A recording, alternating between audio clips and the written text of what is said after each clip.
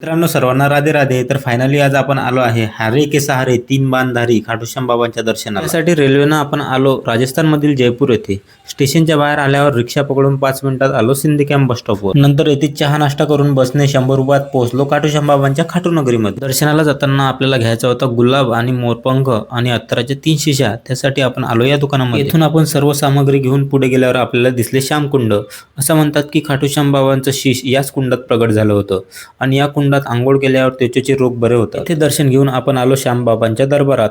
आज गर्दी कमी होती म्हणून आपले 1 तासातच दर्शन झाले. दर्शन झाल्यानंतर श्यामबाबांच्या दरबारात आपण मन्नतीचा धागा बांधला आणि निघालो परतीच्या प्रवासाला म्हणजेच जयपूर येथे. जयपूरला आल्यानंतर सर्वप्रथम आपण व्हिजिट केले हवा महल. नाव ऐकून असं वाटलं हवेत बांधलेला महल आहे का, पण तिथे गेल्यावर समजलं की महलामध्ये मोकळी हवा यायला पाहिजे म्हणून या महलाला 973 खिडक्या बनवल्या आहेत, म्हणून याचं नाव हवा महल पडलं. हवा महलच्या टॉप फ्लोअरवरील व्ह्यू बघून मन आनंदित झाले. नकळतच मनातून निघाले झाले ना पैसे वसूल. एवढं बघून झाल्यानंतर आपण आलो रूमवर. तर मित्रांनो कसा वाटला आजचा ब्लॉग कमेंट करून नक्की सांगा. लवकरच भेटू पुढच्या ब्लॉगमध्ये. जय श्री खाटूश्याम.